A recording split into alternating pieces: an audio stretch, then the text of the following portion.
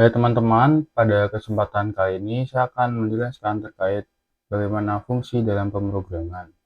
Perkenalkan, nama saya Alfatona Ijal Kainansyah dari Teknologi Rekayasa Otomasi Angkatan 2025 dengan NIM 3 digit terakhir 053. Apa itu fungsi dan mengapa fungsi penting? Fungsi adalah sepotong kode yang diberi nama dan dirancang untuk melakukan tugas spesifik.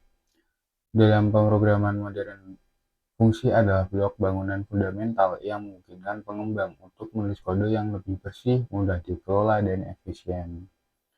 Di sini terdapat definisi mandiri. Fungsi sendiri bertindak sebagai blok kode mandiri. Setelah didefinisikan, ia dapat dipanggil kapan saja dan dari mana saja dalam program.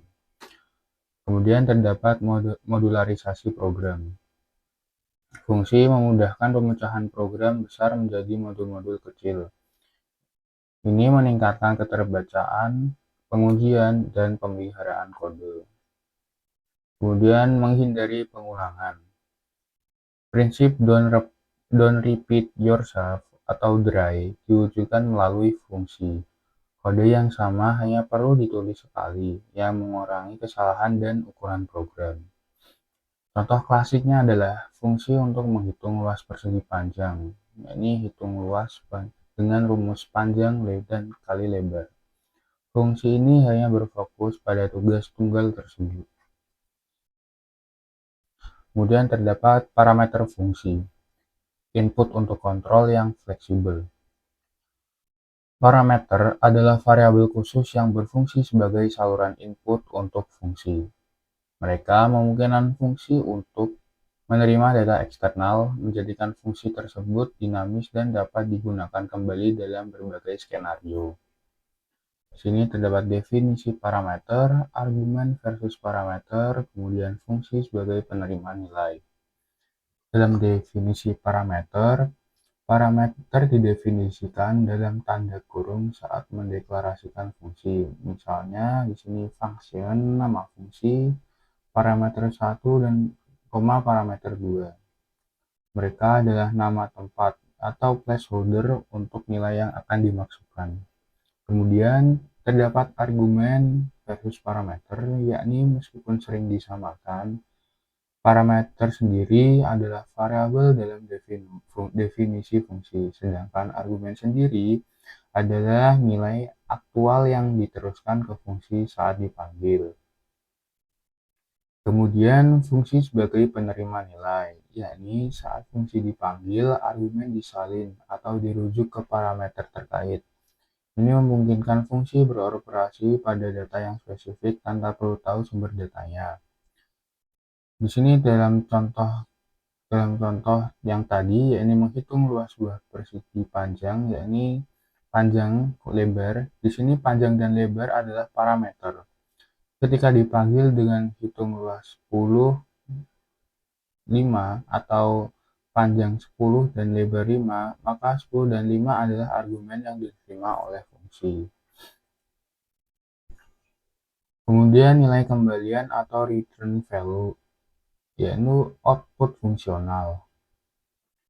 Perintah return adalah mekanisme utama agar fungsi dapat menghasilkan output atau hasil kepada bagian program yang memanggilnya.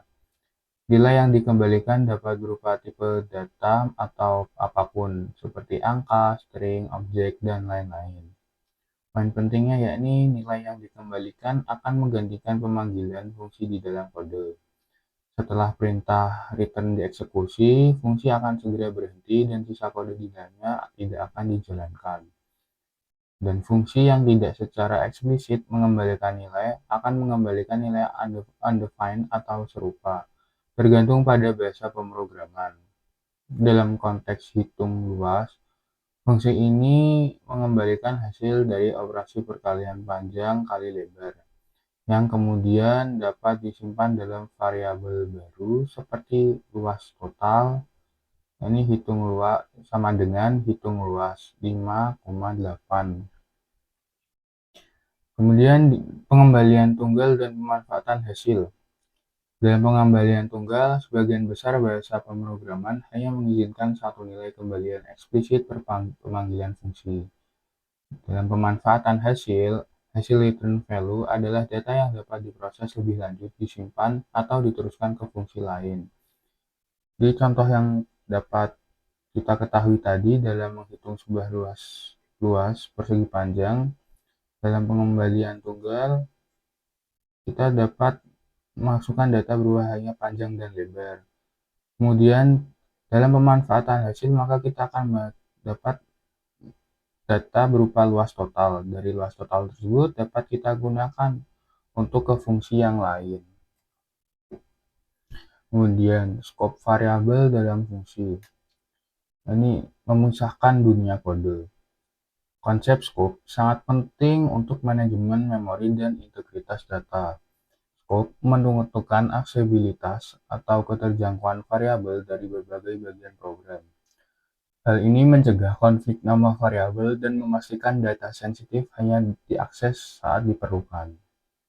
Ini terdapat variabel lokal atau local scope, kemudian variabel global atau global scope, dan kemudian keamanan dan integritas. Dalam variabel lokal, variabel merupakan variabel yang dideklarasikan di dalam fungsi, termasuk parameter, hanya dapat diakses di dalam blok fungsi tersebut. Mereka akan mati setelah fungsi selesai dieksekusi.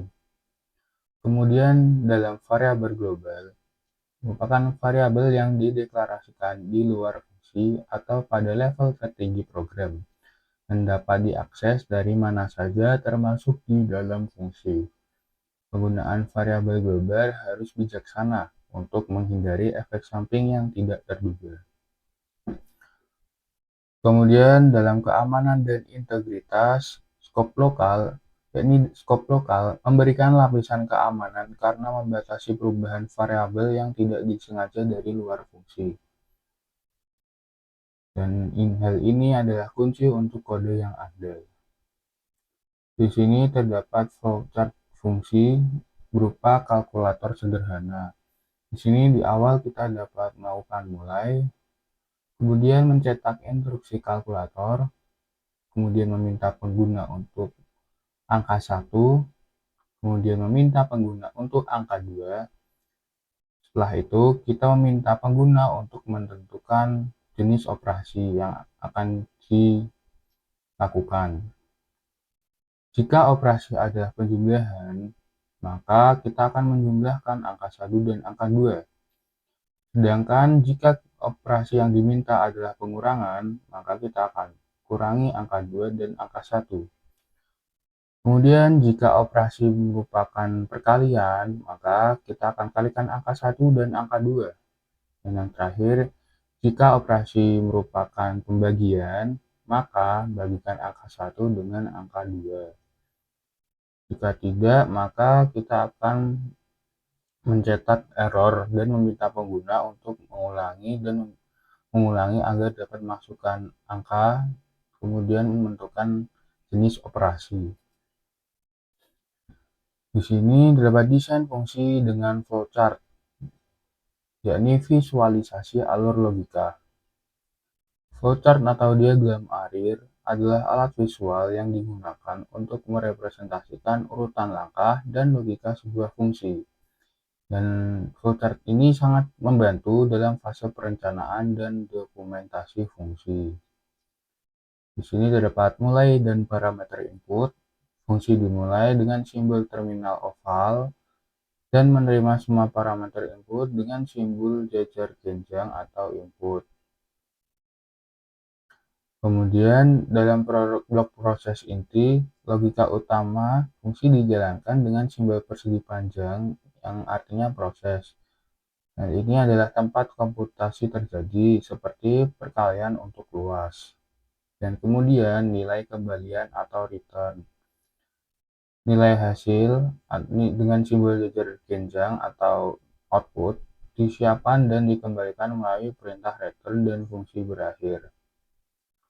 Di sini terdapat contoh flowchart fungsi hitung luas. Terdapat input, kemudian ambil panjang, kemudian ambil data lebar, Kemudian dapat dilakukan operasi, yakni hitung luas, dan kemudian return luas atau output yang dihasilkan dari perkalian panjang dan lebar sehingga didapatkan hasil luas.